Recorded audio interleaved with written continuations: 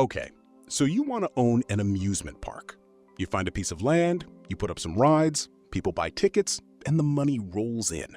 Sounds like one of the most fun businesses in the world, right? You get to be surrounded by roller coasters, happy families, and cotton candy. What's not to love? Here's what's not to love. The land alone can cost you $30 million before a single bolt has been tightened. The first roller coaster you buy can run you $25 million fully installed. And on the day you open your gates for the first time, you will already owe so much money to so many people that a single bad summer could wipe out everything. This is the business of amusement parks, and almost nobody who looks at it from the outside understands what it actually costs to survive inside it. Let's start from the very beginning. Before you can build anything, you need somewhere to build it.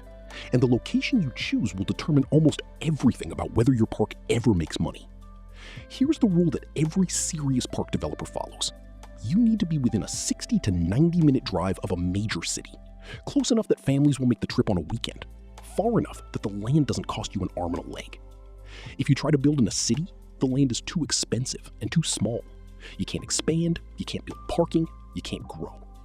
If you build too far out in the countryside, you're affordable but invisible.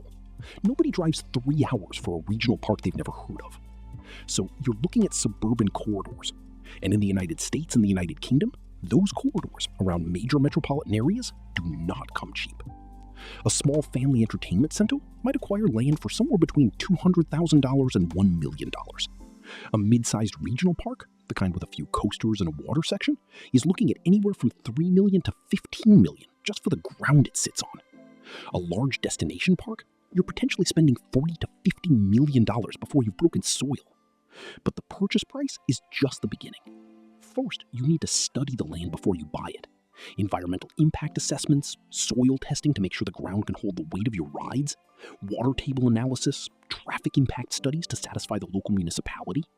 These pre-development costs easily reach hundreds of thousands of dollars, and they happen before a single shovel touches the earth. You haven't built a single thing yet, and you've already spent a fortune. Then there's parking, and this is where most people completely underestimate the footprint of this business.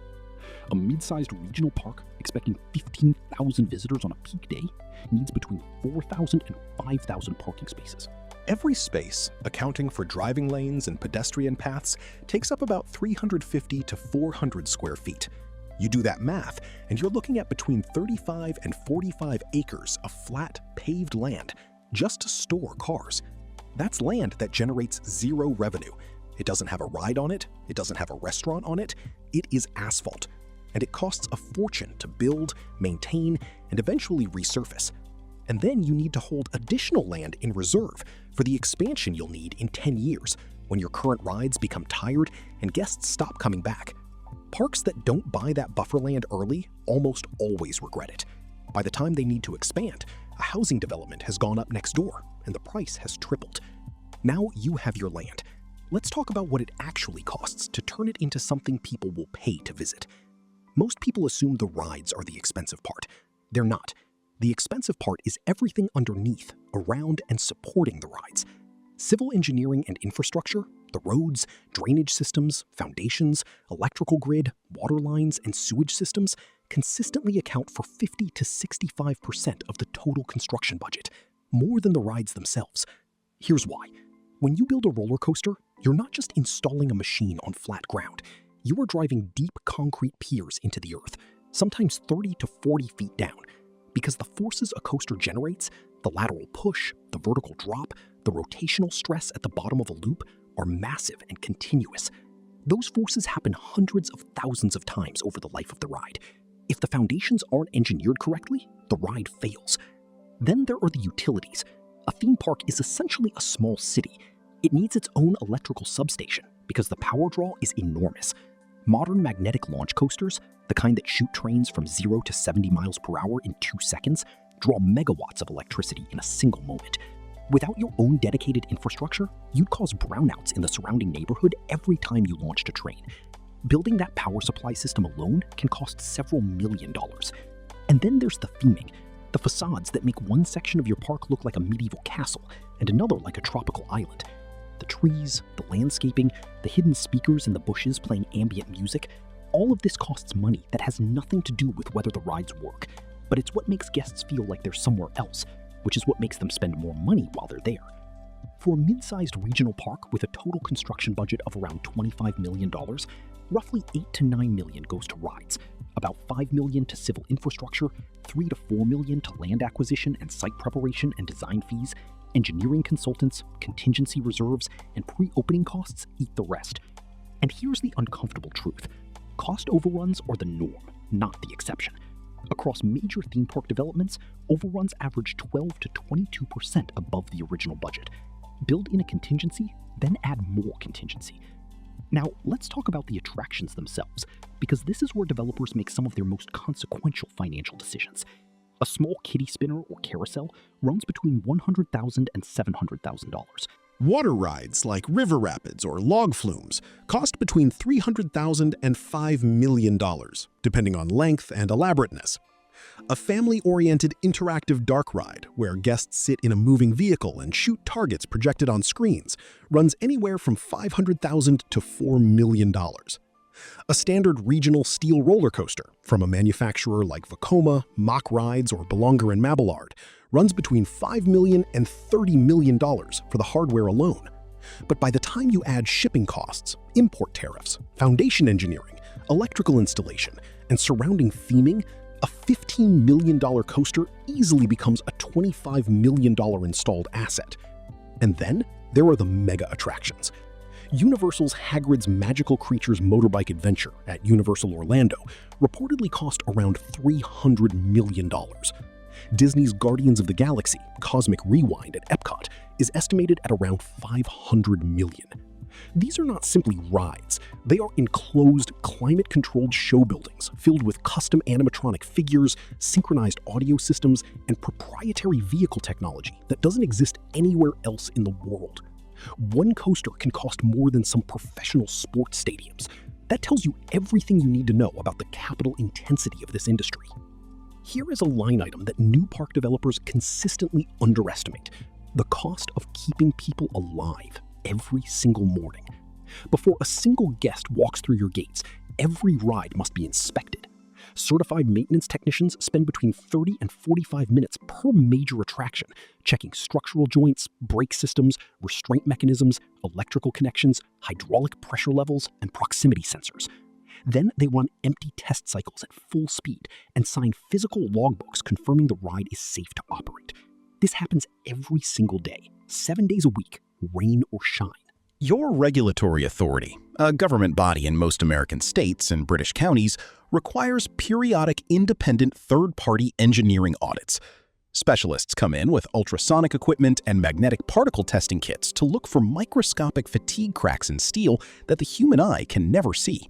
If they find something, the ride comes down until it's fixed. That ride isn't generating revenue while it's down, but your fixed costs keep running. Insurance is another enormous expense. Premiums for a mid-sized regional park typically consume between 3 and 6% of total annual gross revenue. For a park generating $10 million a year, that's between $300,000 and $600,000 annually just in insurance. And that number goes up every single time something goes wrong at your park, or anywhere else in the industry, because maintenance never stops. Your engineering team runs essentially a 24-hour operation. During the day, technicians manage live issues. At night, crews replace worn brake pads, swap hydraulic seals, reprogram sensor arrays, and complete work that can't happen with guests on property. Safety isn't a cost you can cut. It is the cost of staying in business. Now, let's talk about the single largest operating expense you have: people. Labor costs at an amusement park consistently run between 30 and 40% of total gross annual revenue.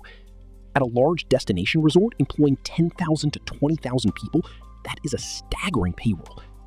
Think about every job required to run a single day. Ride operators at every attraction, maintenance engineers on every shift, janitors continuously working through the crowd, performers and character actors, chefs, line cooks, food cart operators, security personnel, registered nurses and EMTs, IT technicians, marketing staff, accountants, lawyers, HR teams, management at every level. A ride operator isn't someone you point at a coaster and tell to push the green button. They need to understand emergency evacuation procedures, restraint verification protocols, what to do if the ride stops mid-cycle, and how to manage a queue line during a crisis. That training takes time and money every single season. Then there's the seasonal problem. Most regional parks in the United States and UK operate for somewhere between 120 and 180 days per year.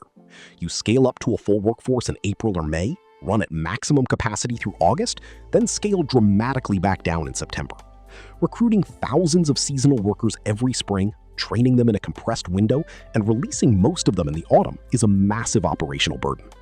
And the workers who stick around through winter, your year-round core of salaried managers and full-time mechanics, are your most expensive employees, generating no revenue while the park is dark. Beyond labor, there is a second category of costs that runs whether you have one guest or 50,000 guests: utilities. Amusement parks are extraordinary consumers of electricity and water. Utility costs typically eat between 4 and 7% of gross annual revenue. When a modern magnetic launch coaster fires, it draws enough power in a single moment to light up a small neighborhood. Parks with multiple launch coasters need industrial capacitor banks that store and release energy in controlled bursts to prevent destabilizing the local grid. Water parks and water rides add another massive burden. A wave pool or river rapids ride can require millions of gallons of treated water, continuously filtered, chemically balanced, and pumped around the clock. Waste disposal, diesel fuel for maintenance vehicles, fiber optic internet for your point-of-sale systems, lighting. All of it adds up to a utility bill that is permanently, immovably a major line item in your monthly budget. And the lights don't go off when it rains. Here's where the business gets genuinely interesting. The way parks price their tickets is far more sophisticated than most people realize. The industry has moved almost entirely away from flat-rate pricing. What they use now is dynamic pricing, which works roughly the same way airline tickets work. On a peak summer Saturday in late July, a single-day ticket to a major regional park in the United States might cost $120. On a Tuesday in mid-September, the same ticket might be $45. The algorithm extracts maximum revenue from visitors who don't care what they pay, while filling otherwise empty days with visitors who would stay home at full price. But the more interesting innovation of the past decade isn't dynamic pricing. It's the line-skipping pass. Universal has its Express Pass. Disney has its Lightning Lane. You pay between $15 and $400 per person for the right to skip to a shorter queue. Here's the economic reality of that. The ride already exists. The staff already exists. The park is already open. The marginal cost of selling you a line-skipping pass is essentially zero. No additional labor, no additional infrastructure. It is software and a wristband. The profit margin on these products routinely exceeds 90%. If you've been following the math so far, you might be wondering, if tickets generate the most gross revenue, Why do parks put so much energy into everything else? Here's the answer. Ticket revenue covers your costs. Everything else is your profit. The gate, admission tickets, generates roughly 62 to 69% of a park's total gross revenue. But that money is almost entirely spoken for before it arrives. Civil infrastructure, debt service, labor, utilities, insurance, ride maintenance, marketing, all of it. The ticket revenue keeps the lights on, and little more. Food and beverage generates roughly 17% of total park revenue, but its contribution to actual profit is wildly disproportionate. A large fountain soda retails for between $5 and $7. The actual cost, water, syrup, cup, lid, straw, is measured in pennies. Gross margins on fountain drinks regularly exceed 85 to 90%.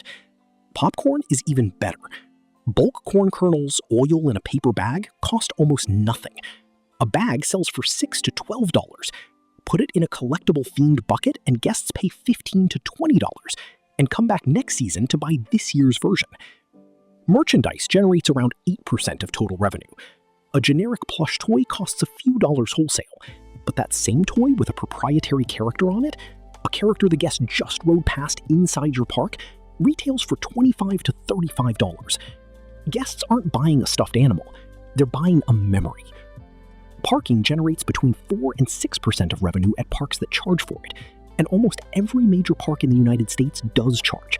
at between $25 and $50 per car. The asphalt has already been paid for. Every parking fee is essentially pure margin. If you're enjoying this breakdown of how the money actually moves in this business, It would mean a lot if you subscribe to the channel and hit the like button.